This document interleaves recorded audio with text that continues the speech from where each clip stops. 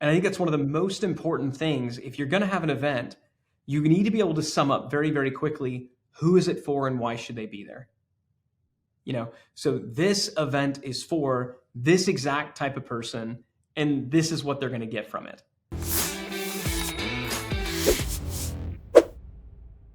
Hey everybody, Roland, Frasier, and Ryan Deiss here with another episode of the Business Lunch Podcast. And today we are going to talk about events. Ryan, we just had an event that seems like you and I were talking that it was about 1,000 years ago, but it was literally earlier this month. Yeah. And less than 4 weeks ago. Let's talk a little bit about that. You want to share a little bit about the event and like what was it? What was our goal? And then we can kind of talk about why did we have it and that kind of stuff. Yeah. And I think talking about why we have it is important because I just want to have this on the record. I hate events. Yes. You know this. I am surprised to hear you say that because I always thought that you absolutely loved them.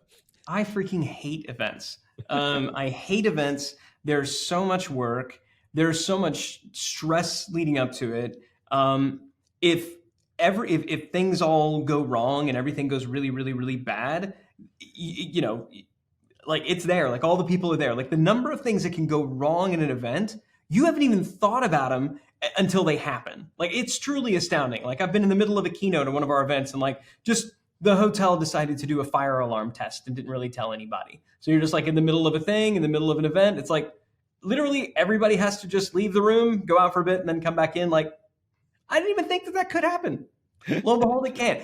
Thankfully, that didn't happen at this event. So I think we're doing this episode. It's good to talk about why events, even if you're not running a quote unquote event business, why more businesses should be doing events. If you're thinking this episode is not for me because I hate events, just know you're in good company. So do I. We do them anyway. And I'm glad that we do. You also have an interesting recurring dream about events from time to time. Do you want to share that with everybody? Dude, I mean, that was the reason. So as I think many of our listeners would know, we started an event about 13, 14, 15 years ago called Traffic and Conversion Summit. Starting about like year 8 of TNC. So it wasn't in the original. It just didn't happen until it got bigger. Once it got big and I realized, whoa, the stakes are really, really high. Yeah, I would have a couple of different recurring nightmares. The first was coming out on stage and literally nobody's there, right? So you put on this event and literally nobody shows up, which that's terrifying. Thankfully, has never happened. The other one is I'm running around back of house and I can't get to the stage, like doors are locked. And the funny, that actually did happen to me one time. At TNC, I was trying to find this back way through and I got locked in the stairwell and literally, and at that point it was just comical. But yeah, I mean, just again, to show you the neuroses that I have around events. Recurring nightmares leading up to them. It's one of the reasons that I was like, can we please sell Traffic and Conversion Summit?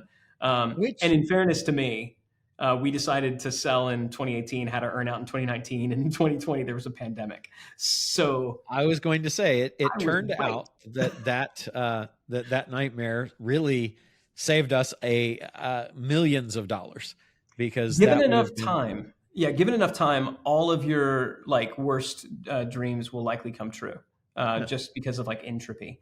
It's not a great way to live your life though. Anyway. I think it's good. I do think it's good to acknowledge that this is something that I think is incredibly important. It's something that I'm very glad that we do, but I don't love it. And I just want people to hear that because if you don't love it either, that doesn't mean you shouldn't do it, right? Yeah. It could be a very good thing for your business. So maybe we should just talk about. It's probably we're talking about the different types of events and why you would do certain events. Sure. So I don't know if you want to kind of riff on that. Like, what do you think some of the... Yeah. In terms of like in-person versus non-in-person and that kind of stuff. No, I was more thinking, so when you think about why to do an event, and I'd love to get your take on this, to me, it kind of falls into 3 categories, like 3 sort of broad categories of events. And the first is like, we're doing this event where the event is the product. Yep. And we're doing this event and the goal is to make money from the event. And you're usually going to make money through ticket sales, sponsorships, exhibitors, things like that. and Yep. you want this event to be independently profitable, and that's one Yep. reason to do an event. It's hard, but it's one reason to do it. The other is kind of the customer appreciation event, and that's we're doing this community style event, and these can sometimes be really small, like meetups, for example. Yep. Would be this, and your goal isn't necessarily to monetize the event. Maybe it's to kind of help offset your costs, but it's really there to help increase the bonding with the people that you have. But it's more of a, this is something that we do. It's almost kind of a feature of your broader product offering. And then the third type really is the sales event. We are putting on this event because we want to put people into a room so that, yes, we can deliver value, but ultimately we want to leverage this event to generate sales, ascension, renewals, those kinds of things. Yeah. The only one I would add to that would be fulfillment, that we also do fulfillment events that are either bonuses or parts of programs or something like that we've already sold, and we're not really planning on selling, and it's not really customer appreciation, and we don't generally have sponsors and stuff. We're just basically at that event delivering the thing that we sold previously, whether it was online, offline, or whatever. Yeah. So that's, in my mind, I was kind of lumping that into the second or third one, but I could see how that's its own thing. So setting aside, we're doing this event because it's a fulfillment type mechanism. Focusing on kind of the other three that I think would apply to anyone. I think the hardest one to do is the event that you run for the sake of the event making money by itself. So not the event making money as a channel to sell other products. That was the third type, the sales event. But we want this event itself to be kind of independently profitable. In my experience, and we've done this and we have that kind of event. That's what TNC was and still is. Those are hard events to do. And I think when a lot of people think about putting on an event, that's what they think about. And they're like, oh, that seems risky. Oh, that seems hard. And you should know both of those things. Both of those things are true. Typically, just to kind of break that business model down, typically you want either ticket sales or sponsorships to cover all of your costs, and you're going to make your margin on the other one. Yep. Right. Usually whichever one is less is kind of where you're going to, sort of make your margin. And it's very typical to say, whatever we generate in ticket sales, we're going to put that right back into promotions. And for that model, usually you're 2 or 3 years of having to put all of the money back in. Like you might make nothing off that event until you get people to come back, year after year. It's tough as you scale too, because just like with inventory, with an inventory business, one of the treadmills you get on is I have to buy inventory, and then I have to buy media to sell the inventory, and then I need to scale up my team to be able to handle all of that so that I can now buy even more inventory. And so you're constantly churning your money ever bigger, but you don't really get the payday until you sell or stop growing. And it's the same thing with the event. As you start out and you have a couple hundred people, and then 500 people, and then 1,000, and then 5,000, your expenses grow at the same pace basically as all of the revenue that's coming in to sell. So it's kind of hard to make money while you're growing. Yeah, you get very few economies of scale in the event business.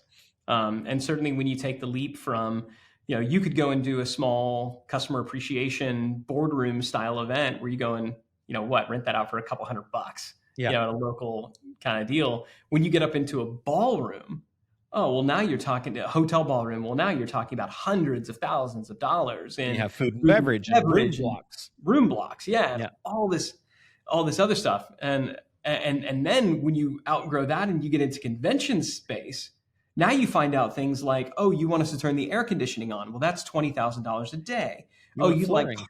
You'd like slivers of carpet. That's going to be $180,000. And it just, at each level, it gets more and more and more expensive. So I'm not saying this to dissuade anybody from, if you're interested in pursuing that, give you some details there, but that is a hard business, but that's not really what we're talking about either when we say you should do an event. I think the more interesting kind of events to do are that kind of second type, that customer appreciation. Let's let's get our people in the same room. Yeah. And you could do this as an aspect of fulfillment, but there's something magical that happens when you get your customers, when you get prospects in the same room, hanging out together. And I think it's underrated, and I think it's become more valuable post COVID. But the one that we did was the third type, the sales event. And so I don't know if you think we should break that down, but yeah, let's do it.